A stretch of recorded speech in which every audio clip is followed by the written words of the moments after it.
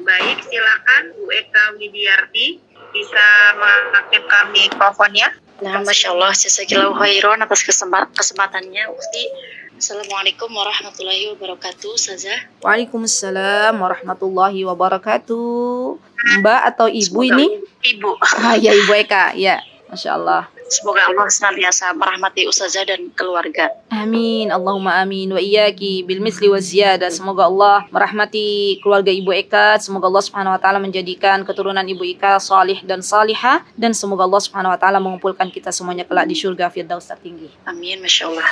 Ustazah, mohon kiat-kiatnya atau mungkin nasihat ketika seorang istri diuji gitu loh. Insya Allah mencintai suami karena Allah gitu. Namun bagaimana ketika cinta tersebut diuji di saat suami sakit, qadarullah suami ada kelainan sejak lahir, jadi qadarullah belum ada obatnya kayak gitu, jadi terus menjalani kehidupan seperti itu. Kemudian bagaimana juga kiat sebagai istri untuk senantiasa mencintai suami karena Allah di saat diuji ekonomi juga, Ustazah.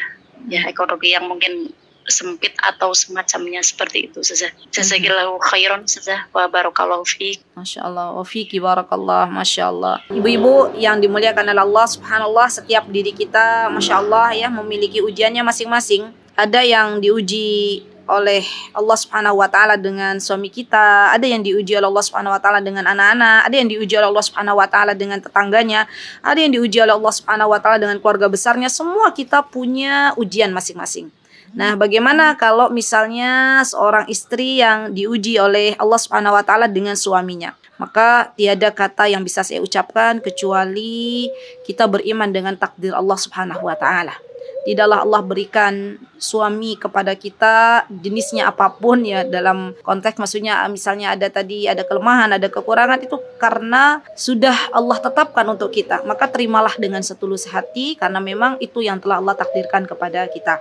Yang kedua, tidak ada yang bisa saya ucapkan kecuali bersabar ya, subhanallah, bersabar.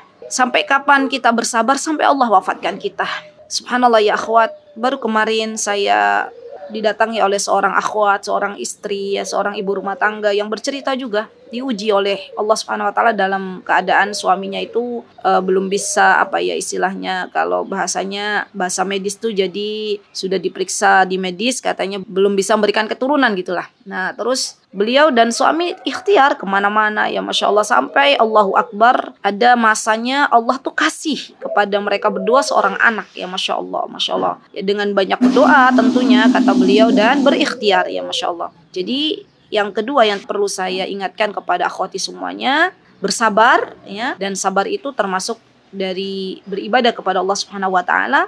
Dan juga yang ketiga adalah berikhtiar. Kalau misalnya memang ada kelainan dan itu bisa diobati, maka diikhtiarkan. Ya, diikhtiarkan. Semoga Allah Subhanahu wa taala memberikan solusi terbaiknya. Kemudian yang keempat, kalau tadi Bu Eka mengatakan diuji dari segi ekonomi, ketahuilah bahwa yang namanya harta, yang namanya ekonomi itu adalah pemberian dari Allah Subhanahu wa taala. Maka mintalah kepada Zat yang Maha Kaya, yaitu Allah Subhanahu wa taala, agar Allah Subhanahu wa taala memberikan keberkahan dalam pemberiannya, ya. Mintalah rasa puas, rasa dicukupkan oleh Allah Subhanahu wa taala dengan sebuah doa, Allahumma qanni'ni bima razzaqtani wa barik li fi wa akhluf alayya kulla ghaibatan lana kulla ghaibatan li bi khair. Ya. Jadi kita minta kepada Allah Subhanahu wa taala untuk Allah Azza wa Jalla berikan solusi-solusi dari semua permasalahan kita. Barakallahu fiik.